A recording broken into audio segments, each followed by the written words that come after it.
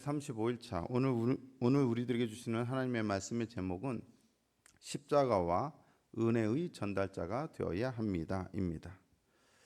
십자가를 통해 하나님은 허물과 죄로 죽었던 우리를 살리셨습니다. 우리는 허물과 죄로 죽었었습니다. 이 세상 풍조를 따르고 공중의 권세 잡은 자를 따르느라 우리는 영적으로 죽었었습니다.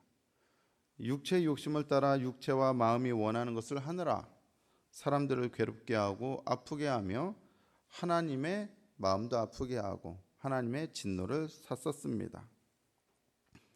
허물이라고 하니까 별거 아닌 것처럼 생각되십니까? 약간의 잘못 정도로만 생각됩니까? 아닙니다.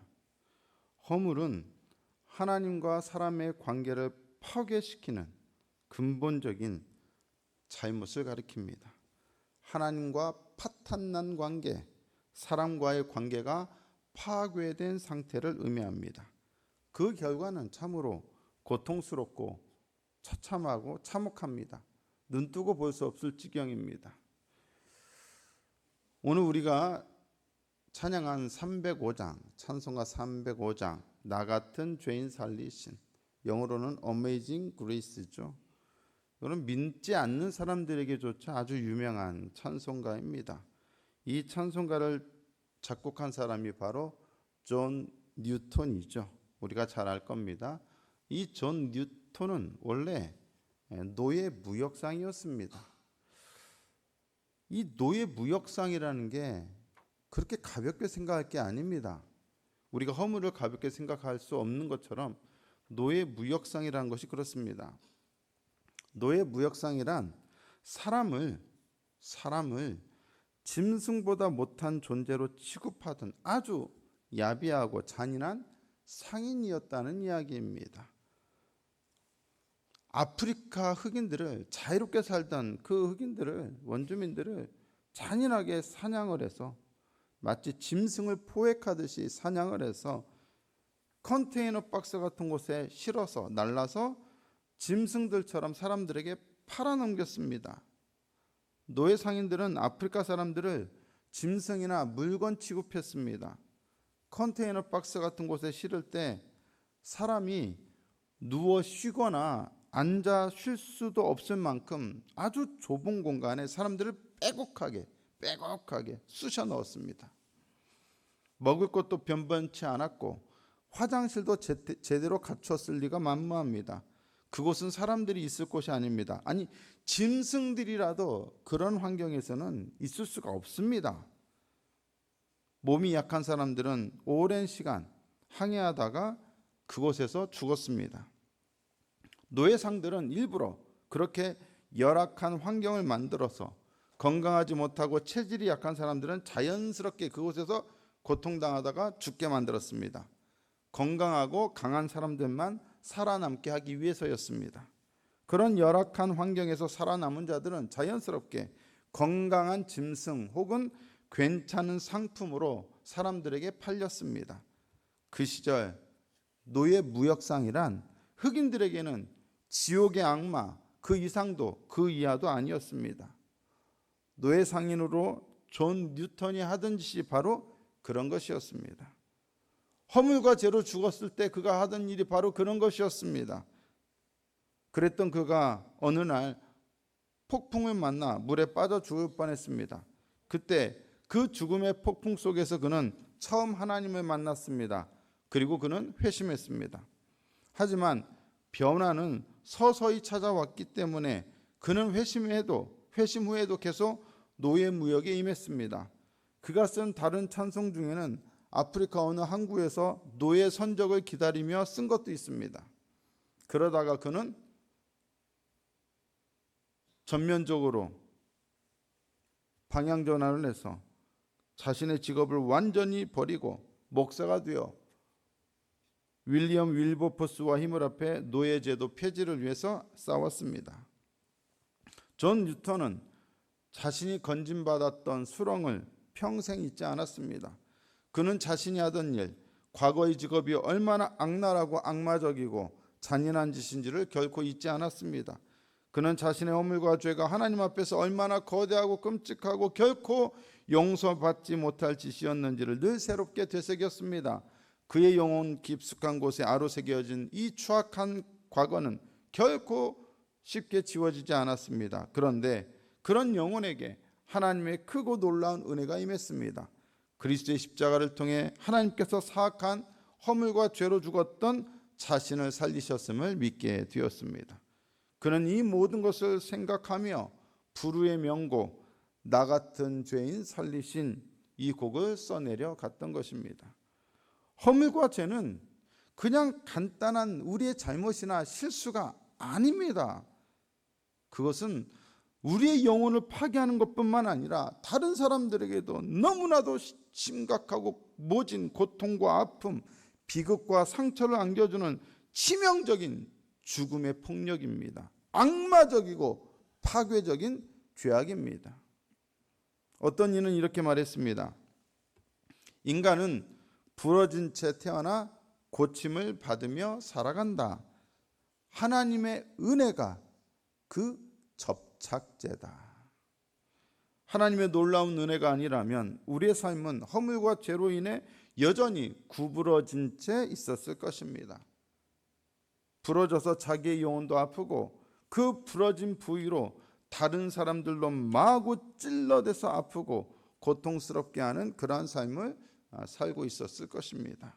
회심하지 않았다면 존 뉴턴도 계속 그렇게 부러진 채 자기 영혼뿐만 아니라 수많은 아프리카 흑인들의 생명을 파괴하는 삶을 살았을 것입니다. 허물과 죄로 죽었다는 것은 이처럼 끔찍한 상황에 있었다는 것을 의미합니다. 지금 인류의 상황이 그렇습니다. 이러한 상태를 돌이키고 회복시키는 것은 오직 하나님의 십자가의 긍휼, 십자가의 사랑, 십자가의 은혜밖에 없습니다.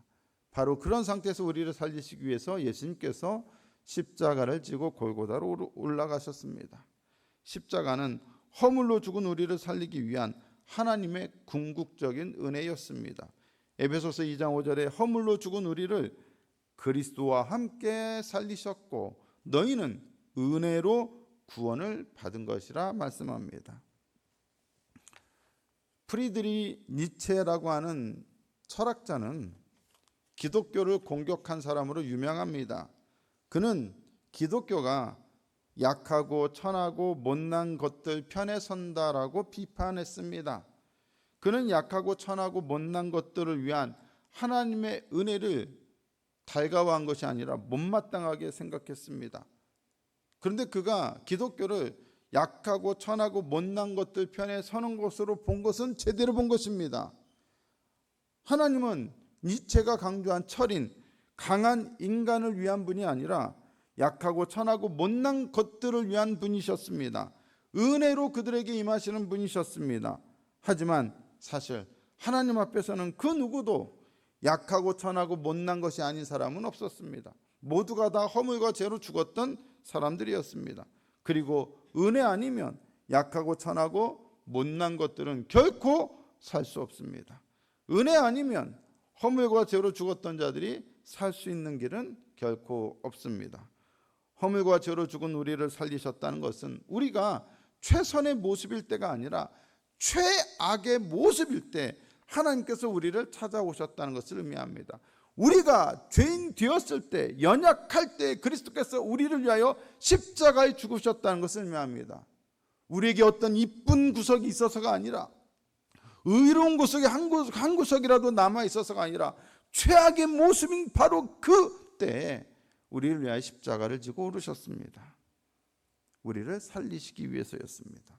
때문에 죄의 반대는 선이 아니라 뭘까요? 은혜입니다. 은혜. 죄의 반대는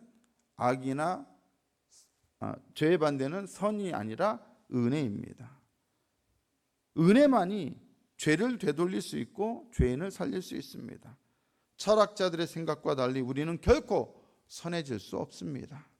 에베소서 2장 7절에 이는 그리스도 예수 안에서 우리에게 자비하심으로써 그 은혜의 지극히 풍성함을 오는 여러 세대에 나타내려 하심이라 말씀합니다. 허물과 죄로 죽었던 우리는 십자가를 통해 하나님의 놀라운 은혜를 선물로 받았습니다. 이제 우리가 해야 할 일은 뭡니까? 이 세상에 바로 이 은혜의 지극히 풍성함을 나타내고 증거하는 일입니다. 존 뉴턴이 회심하고 목사가 된 이후에 그렇게 했던 것처럼 우리도 그런 삶을 살아야 합니다. 빅토르 위고의 레미제라블에는 은혜로 새로운 인생을 살게 된 주인공 장발장이 나옵니다. 장발장은 단지 배고픈 이유로 그냥 빵 하나 훔친 죄로 19년의 중노동을 선고받고 그러다가 출소했습니다. 당시 죄수들은 신분증을 가지고 다녀야 했기 때문에 어느 여관 주인도 이 위험한 전과자를 받아주려 하지 않았습니다.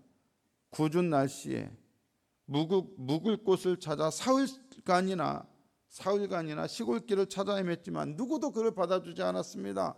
그러다가 자비심 많은 어느 신부를 만났고 그의 도움을 받아 그 집에 들어가 하룻밤을 묵게 되었습니다.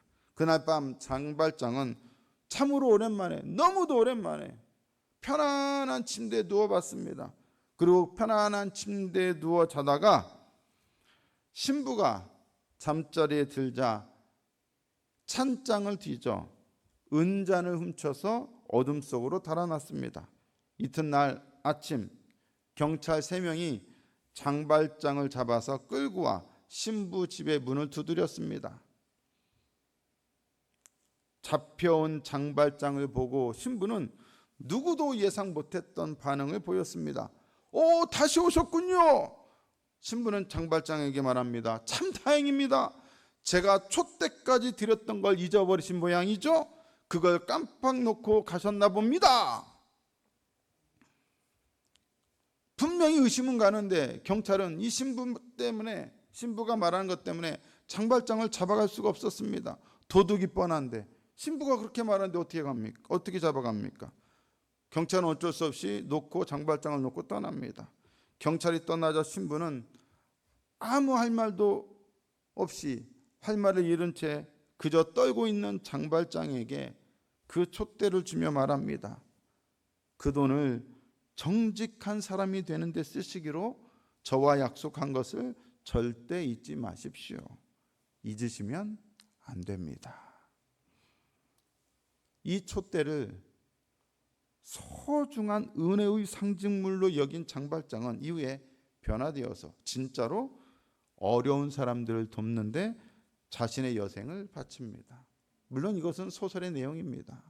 하지만 우리가 레미제라블 그 내용을 다 잘 알고 있습니다. 은혜는 또 다른 은혜를 낳습니다. 십자가를 통해 우리에게 주어진 놀라운 하나님의 은혜는 이제 우리의 삶을 변화시키는 것으로 끝나지 않고 나아가 더 많은 사람들에게 이 은혜가 전달되게 해야 합니다. 우리의 삶을 통하여 꼭 그렇게 되어야 합니다. 신부가 장발장에게 당부했던 것처럼 우리도 그렇게 살아야 합니다. 장발장에게 그 촛대가 은혜의 상징물이었던 것처럼 우리에게는 무엇입니까? 십자가가 은혜의 상징물입니다. 고난주간 우리는 주님의 고난을 묵상하는 가운데 얼마나 놀라운 하나님의 은혜가 십자가를 통해 우리에게 주어졌는지를 되돌아봐야 합니다. 하지만 그 십자가의 은혜는 나의 것으로만 끝나서는 안 됩니다. 내 안에서만 멈춰서는 안 됩니다. 십자가 은혜는 더욱 멀리 퍼져나가 더 많은 사람들을 변화시켜야 합니다. 허물과 죄로 죽었던 더 많은 영혼들에게 다 그들의 삶과 영혼 또한 변화시키는 아름다운 향기가 되어야 합니다. 그러니 이제 주님께서 왜 고난 받으셨는지를 정말 제대로 묵상했다면 그 은혜의 지극히 풍성함을 여러 세대에 여러 사람에게 힘써 전하는 삶을 살아야 하겠습니다. 우리는 십자가와 은혜의 전달자가 되어야 합니다. 이번 고난주간 십자가를 묵상하면서 그러한 삶을 살기로 결단할 수 있는 저와 여러분 모두가 될 수 있기를 우리 구주 예수 그리스도의 이름으로 축복합니다. 좋으신 하나님 감사합니다.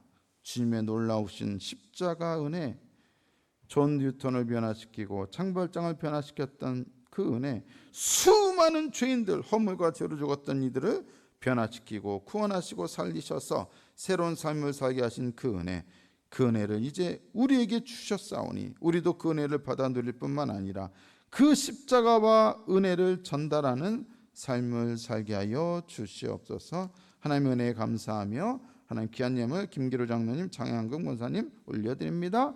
예물을 흠양하시고 예물 드린 손끝뿐만 아니라 이전에 나온 모든 이들이 이 은혜로 살게 하시고 이 은혜를 전달하는 복된 인생을 살게 하여 주시옵소서. 우리 구주 예수 그리스도의 이름으로 축복하며 기도드리옵나이다. 아멘. 이제는 우리 구주 예수 그리스도의 놀라우신 은혜와 아버지 하나님의 극진하신 사랑하심과 성령님의 감화 감동 내주 역사 교통하심이 십자가의 은혜를 받은 우리가 이제 십자가와 그 은혜의 능력을 전달하는 삶을 살겠습니다. 그렇게 믿음으로 결단하는 모든 성도들의 심령과 머리 위에, 또한 이번 한 주간의 특별 새벽기도 위에, 또한 모든 성도들의 생업과 사업과 가정과 자녀들 위에 이제로부터 영원토록 함께하여 주셨기를 간절히 축원하옵나이다. 아멘. 좋으신 하나님 감사합니다.